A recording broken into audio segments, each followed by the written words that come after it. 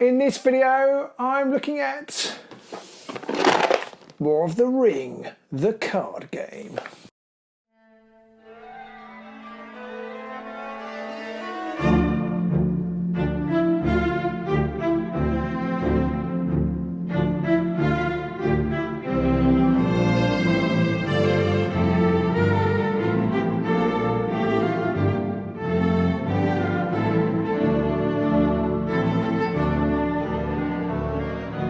Hello AOS fans, Robin here. Yes, it's more Lord of the Rings time. You've seen me play the LCG. I know I don't play that as often as I like. You've seen us play Middle-earth strategy battle game, and we don't play that as often as we like. There's a theme here.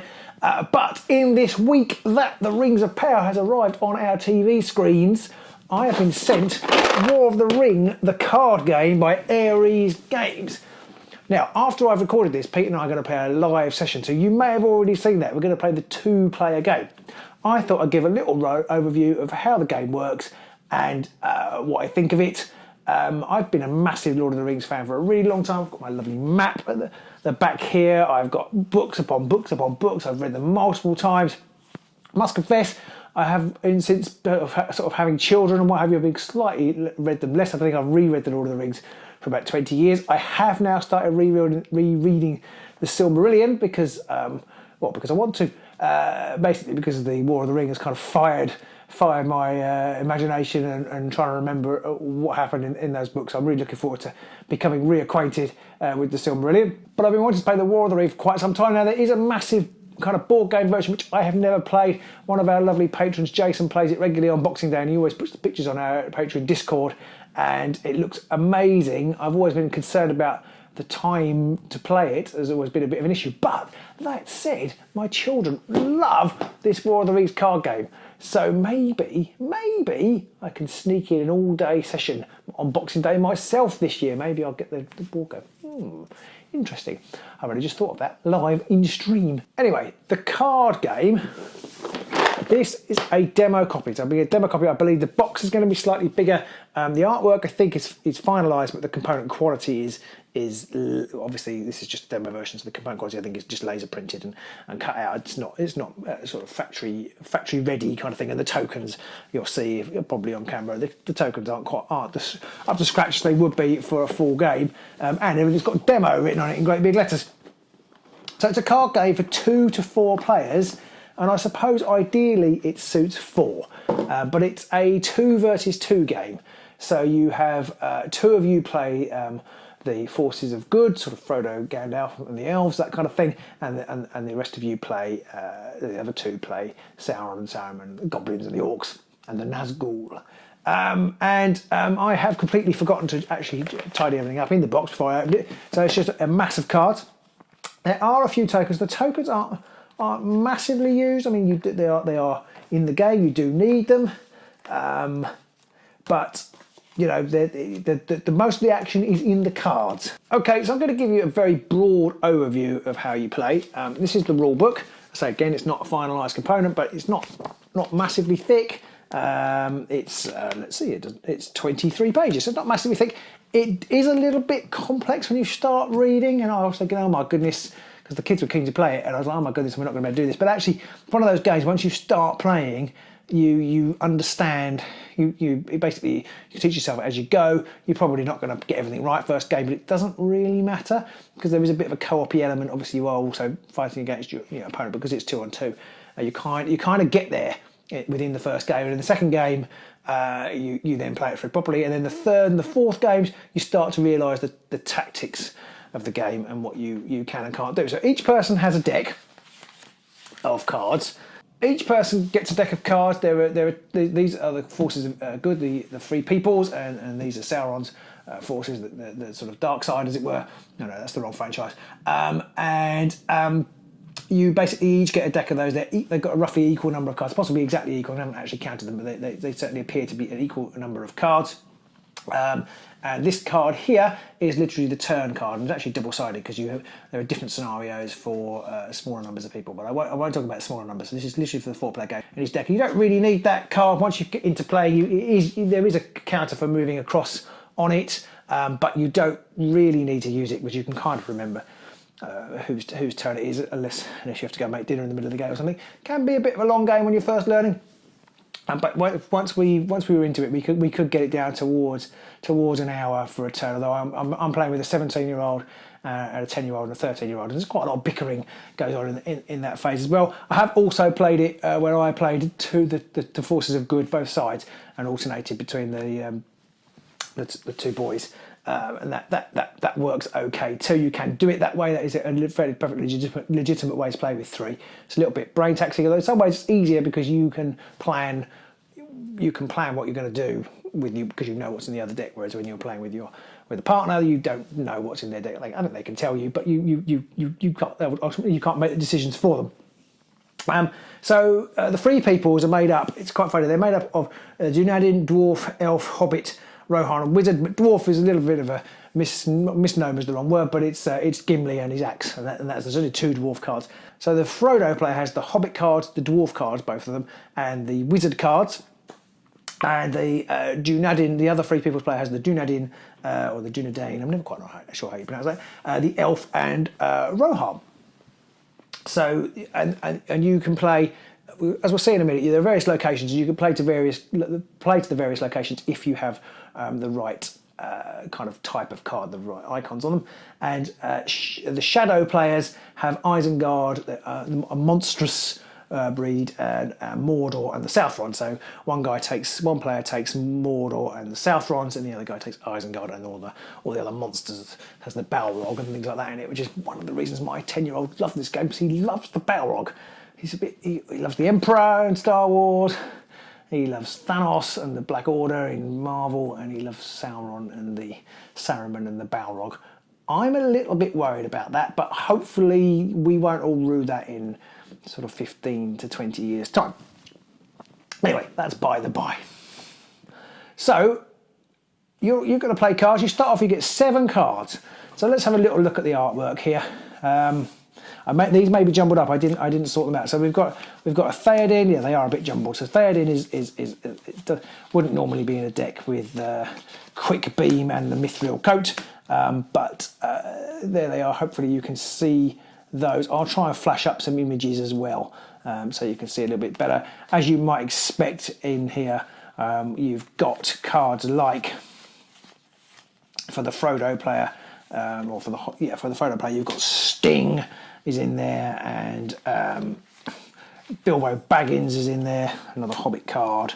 But if you're the sort of player with the Rohan cards, you've got to have Eowyn and Theoden, and you've got a card for the Riders of Rohan, and various other things. Let's have a little look what's left in this deck. So there's for the elves, you've got Vilya, the Ring, some high elf cards, the Violet of Galadriel. It's a really useful card, the Violet of Galadriel. But and if you were playing with the Dunadin, you've got a bit of Boromir going on, and Duril, and somewhere in here is Aragorn. There he is, and there is Aragorn. Now, there's a couple of interesting mechanics. I'm kind of darting around a lot of interesting mechanic. It's quite worth bringing out. Strider and Aragorn are both cards in the game. As soon as you play Aragorn, you have to take Strider out. Similarly, Gandalf the Grey is a card in the game, but as soon as you play Gandalf the White, you have to take Gandalf the Grey out. So you do have to think about when you make those changes. They're both very powerful. All 4 of them are very powerful, but they have different uses at different times in the game. And that's the interesting thing about this game, I suppose, is the way it works its way through the saga of the Lord of the Rings. Let's have a quick little look at some of the sort of Isengard cards and things. So there is Saruman, and the monstrous things. We've got they have a cave troll, and then Mordor. They have some Mordor orcs and a Morgul blade, and that must be a good card here. Another card my son loves, Shelob, and here he is, as aforementioned, the Balrog. But there's other nice things in here, like you're going to have Caradhras the Cruel to play on your opponents, which is pretty cool. And there's great evocative things that you get. There's like the Black Breath, and I've never really looked at these cards because I've only ever played the good guys. I'm looking at the Nazgul cards. So you've got the Warrior and the Commander, and they're all sort of Nazgul with slightly different facets and things that they can do. You've got the Palantir of Orthanc, which you can play on Saruman once you've got him out. There's Olog High Trolls, and then there's a powerful Sauron card, the Lidless Eye. And there's various things, various cards, all very evocative of the books. And that is the sort of my one take home from this, is how much it makes you feel like you're taking part in the Lord of the Rings. You don't need to know about the Lord of the Rings in order to play this game, but I think if you do, you will get more out of it. And it really does play like the ebb and flow of the book does. It is a little bit asymmetric. I think it is hard for the good guys to win, because I guess at the end of the day, Tolkien effectively they put it out the fire at the end, against all odds, and it's pretty hard to do that and make it balanced in a game. But it does it really well. All the games have been close, but as I remember, I'm just not very good. But I haven't won yet as the good guys against the bad guys. How does the game work? Well, let's dig in, shall we? There's an interesting mechanic in the game. You start off and you have you're dealt, I think, 7 cards each, but you have to cycle cards. So when you're playing, you have cards in your hand, you have a draw deck, you have a discard deck, effectively a cycle deck, is what it's called, and then you have a Forsaken deck where they go when their cards are eliminated. So there are things that can eliminate cards from the game. So each time you want to play a card, you have to cycle another card. So it's got that, you get that in Marvel Champions. The cards are both useful within the game, but they're also resources, and you have to pick, and that can be a real wrench when you're playing this game, because there are some cards that you know is going to be good later, you need it, but you need to play this other card in your hand now, and all you've got to spend is this other card that you know will be good in a minute, and you just have to do it or not do it. You have to make a decision. So there's a lot of decision making within the game. And the way the game is set up, each turn, so there's like 9 turns in the game, you play each turn until everybody's down, until everybody passes, but you're not allowed to pass unless you've got 2 cards in your hand. So if you've got 2 or if you've got more than 2, you can't pass. There are some things that can lift that limit to 3 or possibly 4, but definitely 3. So that gives you a little bit more flexibility. So I was saying about you have to spend cards to play cards. You have to do it. You can't just sit and go, actually, all these 4 cards are really good, they're really useful, I'm just not going to do anything this turn, because you have to go there. You have to play get rid of at least 2 of them. You can just cycle cards without playing, that always feels like a bit of a waste. But you essentially always have to do something, and you're forced to do that. Some cards have actions on them, and you can do that action. So you basically go around each turn. So it'd be like my turn as Frodo, and then the Nazgul, and then and then the Dunedin, and then the monstrous Isengard. And you can on your sort of turn. On your turn, you can choose to do a card action. That means you haven't got to play any cards, because sometimes you think, well, do I want to play this card? I don't really want to play it yet because it might be wasted, because I'm already winning. I'll show you how you win the things in a minute, but I've got already an advantage here. I don't need to press that advantage unless they play another card, and I want them to have another go to see whether they're going to play any cards. You can use actions on cards. Sometimes they enable you to draw cards, sometimes they enable you to eliminate your opponent's cards, particularly if you're the bad guys. Various things you can do. The way the game works is it's set over 9 rounds, and you have a multiple, a sort of indefinite number of turns of each 4 of you playing in those rounds. And each turn you play, you draw. Each round you play, you draw from these cards here. There's this deck of random cards. These all have, you can just about make it out, I think. They all have a 1 on them. And when you you choose 1 at random. So for round 1, the choices are Gildor's Encampment, the Buckleberry Ferry, and Bag End. And one of these will be picked at random, and this is the first path card. So let's say it's the Buckleberry Ferry. It has a card on it. The Mordor player and the Hobbit player each draw 1 card, so that brings you extra resources to use in this round. And then whoever's got the first player marker, so whoever's going first this turn. So each round, the person who starts the turn changes, but whoever's got the first player marker chooses a card from one of these 2 decks. The blue ones if you're a Free Peoples, and if you're Shadow, a red one. And these have the battleground on them. So the battleground, not really related to the path at all, but it is a location in Middle Earth. So this is Edoras. Helm's Deep must also be activated if it's in the Free People's if it is in the Free People's Battleground deck. So I would have to, at this stage, also draw out Helm's Deep. I'm not going to for the illustration of here for this go. Now, I don't know if you can see, again, I'll try and flash up an image on the Edoras page. We've got a couple of icons here. We've got the horse, which is Rohan, and we've got the G rune, which is for the wizards, and down here we've got the Isengard hand. Now that means only the Rohan player and the wizard player, which is actually both of the Free People's players, can play cards to Edoras to defend it. So we're defending because it's a blue card up here. If I reveal one of these red ones, it's red up here. So for Harad, it's the Shadow team that are defending. You can't see that. I'll pull that down. It's for Harad. It's the Shadow player that is defending. And in this case, it's the wizard player and the Dunedin. So again, it's both players on the Free People side can play cards to this. But they can only play, although they can play cards, they can only play cards of the nominated type. So you can't play a Hobbit, even though it is the wizard player who can play. He can't play one of his Hobbit cards to Edoras. Similarly, the Shadow player here for Harad can't defend with anything other than a Southron card. And you will play cards to this, and on the anatomy of a card, they have swords on them if they can attack. So if I find an Isengard card, if I find Saruman himself, he probably wouldn't ever attack with Saruman. But you know, let's say you did want to attack with Saruman, he's got a sword, so you would play that card next to there, and you're now doing a sword to cancel out this shield here.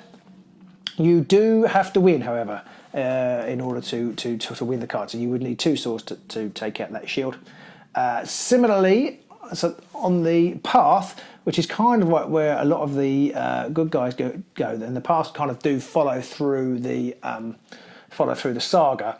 I'll demonstrate that in a minute. On this card, you can play different cards to the path. Now, but you're limited to which cards you can play. So you can't, for example, play Kalahadras the Cruel, because he can only be played on path 4 and 5. So you'd have to wait for 4 or 5 to play with him. So this would be a good time to put him in your cycle deck, because hopefully you'll have redrawn from that when you've gone through it later in the game. Hobbits can be played pretty much to every path, but various things can only be played higher. So the Mordor cards tend to be played later in the game. So, and in fact, I think it's round 8 and 9, they can really pile on the pressure. So up in the corner here, we've got a victory point of 1. If you win this card, if you're the Free Peoples and you win this card, you get to keep the card, and it's worth 1 victory point. The game ends as soon as you're 10 victory points in front. That's never happened in any game I've played. Otherwise, it's whoever's got the most at the very end of the game. And this one already comes with its own innate shield. So it's just slightly different shape to that shield. So it's the path defense shields that are important. Cards have path defense on them. They have defense and path defense. Some don't have any. Some have both. Some only have 1. So Merry here has 1 path defense, and I can add that, and that will make 2 because this has got a shield on it. Not all of them have these extra shields on, but you can see it's a sort of curvy shield. Whereas if I look at a card like Aragorn here, it's rather different, but Aragorn can't be played to a path. He hasn't got a path thing. He hasn't got any path defense on him. He's literally just got hard shields. It's curving. So that's for being played on a battleground. So Merry here has now taken that up to 2 defense for the attacker. The Nazgul player, the Shadow player, could play the Messenger. He's paths 1 to 3 and 5 to 9. He could be trying to sniff out at the Buckleberry Ferry, and he has a little skull icon on him, and that would mean that would add 1 to this. So he would still be losing here. You have to overcome the shields on this. So this would be 1 versus 2 at the moment. You need more on there to win that. The Free Peoples tend to win the cards earlier in the game. They're kind of reflective of the Hobbits escaping. It's harder for them to win them later in the game. But it's only worth 1 victory point should they win. So you have to be careful how many cards you commit to. But so you do have to win. You do have to win it. So if I could get away without playing Merry on there, and they only had one skull played onto it, then I would win that card. I would take that. Any cards that you do play and are beaten. So if this did go up to 2 for some reason and I had to use Merry to defend him, often cards that are used to defend, whether it be on a path or a battleground, often end up in the elimination box. It's not always the case, and in fact Merry himself has a rule on his card which says if eliminated in path combat, cycle this card instead along with any wielded item, so it doesn't get eliminated, it goes into the back into your cycle deck, so he will come out back later in the game again, sort of because that's how the story works. Similarly, when you attack, if you are doing the attacking, any attacking cards you use, they get eliminated at the end of the battle, when you're working out what happens at the battleground. And the defensive cards, any defensive cards you've played, potentially are eliminated too if you've had to use them to attack. Or so if you've had to use them to defend. Sometimes this has got a 1 defensive shield on it, so if it was 1 versus 1, this would be enough to defend it. You wouldn't need to have used any cards. But if I had, for some reason, had to play Aragorn there, and somebody managed to get 2 attacking things on here, so it was 2 versus 2, I did have to use Aragorn to defend, he would be eliminated. However, yeah, so that would be a bad thing. And you go through the game like that. You go through the game, so after you've played that round, everybody's down to sort of 2, 1, 0, 1 or 2 cards. You then calculate up who won or lost on each battleground and path, and then the first player icon goes around to the next card, and the next one is 2, round 2, and then you've got a choice of Weathertop, the Inn of the Prancing Pony, and the Old Forest. And for example, here it says the Old Forest, each free people's player must forsake 1 card if you draw the Old Forest. That means you've got to bin a card and you won't ever get it back in the game, and that can be crippling, especially as you draw less cards. I think you drew 3 cards while the shadow cards draw 4 at the beginning of each new round. And that can be crippling. When you forsake a card, you can throw it away from your hand, you can throw it away from your reserve, which I haven't actually talked about yet, or you can throw it away clean off the top of your deck. And some cards have a little rule on them that if you do throw them away clean off the top of the deck, you just cycle it instead of throwing it away. So sometimes that's worth doing, but sometimes you can throw something, you don't know what it is, you can throw something really, really useful away. The reserve pile is really quite important. Sometimes you've got a card in your hand, as I said, you've got to get down to 2 cards. You can put people in your reserve, which is lays face up, but they're not counted in the what I was talking about with the path of the battleground. They're not counted in that battle. Some of the reserve cards have extra rules which you can use. Some of them are actions. Fatty Bolger has an action. When he's in the reserve, you can eliminate him, but you can draw 2 new cards. Bilbo has an action, I think, where you can cycle him and draw new cards. They have different things. If you do play a card into your reserve, you're not allowed to move it in that same turn, same round. So if you moved in round 2, you put something in there, you couldn't move it up to the path or the battleground until round 3. So you have to think about that. Sometimes cards are really useful in the reserve because you can bring them later and you can kind of choose your moment when to bring them out. And they other times you think, I've got to put something there. I've got to win. It's going to have to just be whatever I've got in my hand. And obviously some of the reserve cards, as I said, have special skills that you kind of, well, I really want that skill in action, but actually I need to shore up Weathertop, otherwise it's game over. I'm going to lose that path card. It's not always the end of the world to lose a path card, but if you lose too many, you start to get behind, and it's hard to catch up if you're the good guys. And as a general rule, odd numbered path cards are easier to win if you're the good guy. So they're sort of like the Hobbiton sort of bag end, and then I think you've got sort of Rivendell and then Lorien, whereas the other way you've got Weathertop, as we just saw, and then Moria, I think, and then something that happens after Lorien, Isengard type cards. At the end you've got Cirith Ungol and Shelob's Lair and things like that, and then cards like Shelob are really powerful. The Balrog's really powerful in Khazad-dûm, and they get bonuses. So if you do get to play you don't always, but if you get to play the Balrog in Khazad-dûm, he gets a bonus, which is really good. You can, Gandalf the Grey can fight the Balrog in Moria, and those moments are what make the game so good. I hope that made sense. That is just a broad overview of how you play it. So you keep playing till you get right through to round 9. And the choices for round 9 are the Crack of Doom, Orodruin, and Morgai, and they're pretty tough. What I just realised something I didn't mention, because this Morgai says add one corruption token to to the path. When you're competing for the path, if you win as the free peoples, you win the card and get the number of victory points on it. So Morgai has 3 victory points on it. If you win as the shadow, for every point you win by, you get a corruption token, and they score to your victory points at the end. So if you want to win by as many as you can, and that for the good guy at the end of the game, it can be really hard. For the free people's guys at the end, it can be really hard because the Mordor player in particular has so many cards that add corruption that you can end up losing I did actually lose. I think Cirith Ungol. I think I lost by something like 11. And I was winning, and then suddenly there was this 11-point swing the other way, and it's really hard. They have a lot of cards that can be played in rounds 8 and 9, and you have to try and minimise how much they win by, or just try and catch up. And so the way the paths work is quite distinct from the way the battlegrounds work. The battlegrounds, if you win them, they work in the same way as the free peoples do when they win a path. If you win a battleground, so supposing I won Lorien here, I would get 2 victory points. If the bad guys won Lorien, they would get 2 victory points. What's interesting about battlegrounds is there are ways of basically making people fight them again, opposed to like another battle in the same location. So if I had 1 Lorien and I was winning by 2 points because I had Lorien in my hand, there are cards which might enable the shadow player to reactivate Lorien, take it out of my victory point pile, and they might even be able to win it. I did that to good effect. Aragorn is very good at doing that. And I was able to basically pull a card out of my opponent's victory point pile and then win it. So it was effectively, I think it was a 2-point card. So I think it was effectively a 4-point swing, which can be pretty powerful and all important. I guess if your opponent is stacking his corruption, you need to be able to pull points out of away from them.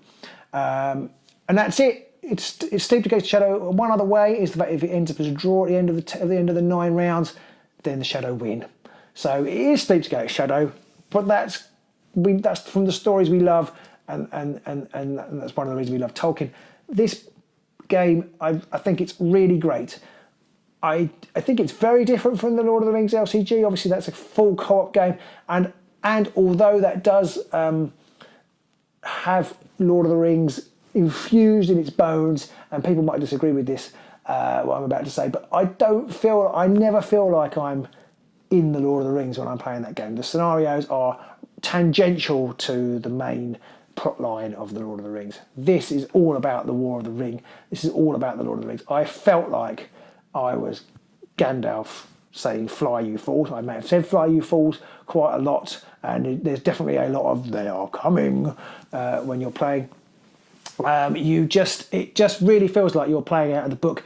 And I have to say, it doesn't really matter. I did get a little bit narky when with the 11-point swing I was referring to, but it doesn't really matter that it's asymmetric. It's about retelling the Lord of the Rings each time you sit down and play at the table. So the cards in this game and the components in this game and the artwork is just wonderful. Obviously, I haven't got the official components of the tokens. My token, I can't comment on the quality of the tokens, but the artwork is lovely.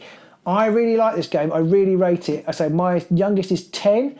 He has grasped it pretty well. He struggles a little bit, but because it's co-op, there's always somebody to help him. My 17-year-old didn't completely tell him what to do all the time. He loves bringing out Shelob, so we have to try and rein him in on that sometimes. Sometimes, no, it's not quite the right time to bring out Shelob, and he gets a bit upset if he can't bring out Kahadras at the right time, or he can't get Shelob when Shelob's there. But maybe that's just him. But I just really rate this game. I think it's really great. It's infused them about the Lord of the Rings, combined with the Rings of Power. So I'm hoping, we've never watched the movies, I'm hoping we might watch the movies, and certainly we're going to try and read The Hobbit soon. Well, obviously not my older one, he's already read it, but I'm hoping it might poke him into reading the Lord of the Rings, because he hasn't yet. I was just going to quickly finish off by running through some of the locations. So you've got like Pelagia, Rivendell, Minas Tirith. Fighting at Minas Tirith is just so thrilling. Helm's Deep, Lorien, and then we're down to the paths now. Cirith Ungol, Osgiliath, the Dead Marshes, Emin Muil, Amon Hen. It's just all so exciting. The Dead Men of Dunharrow in here. Other locations, you've got Umbar, Orthanc, Moria, Dol Guldur, Minas Morgul, the Morannon, all brilliant places from brilliant books for a brilliant game. So I really rate this. I think you can play it and play it and play it. I suppose you might, because it is at the moment limited to this card stack and the War of the Ring kind of whole shenanigans. There is a cut down version of 2-player which Pete and I will have played by that, and I'll put that up in a link up above. But they do promise more scenarios to come, so it'll be interesting to see what else comes, so whether you can play different things with these cards, or whether they might, I don't know whether they've got the rights to it, whether they can then expand into Silmarillion games, Hobbit games. There's not many dwarves in this yet, and we haven't got Lake Town, we haven't got Smaug, so there's options there for branching out. And yeah, maybe they can do start making their own content based around the characters like they did for the Lord of the Rings living card game. I don't know, but I'm really impressed with this, and I think it's really good. And if you love Tolkien, you like Tolkien, and you particularly like the Lord of the Rings, then you should totally check out the War of the Ring. I hope that made sense. It was a little bit garbled, but hopefully it made sense to you. And yeah, if you've got any comments or got any questions, then do let me know. I think it's coming out in October. I think it's going to be available at Essen. It's the first place it's going to be available. So do check it out if you're going there. Very lucky if you are. Otherwise, I guess it'll be in the shop shortly after that. I'm not sure what the retail price is. If I find out, I'll flash it up in the comment below, and maybe flash it up here and put it in the comments. And yeah, so if you enjoyed this video, do like and subscribe. Do look out for the live stream. I say it would have already happened by this time this goes live, but I would have put a link in here for it too. But do go watch that and see what you think. And let us know if you want to see more. We'll see us to get 4 of us together to play it. Let us know in the comments below. And we'll see you soon on the Ages of Sigmar. Bye!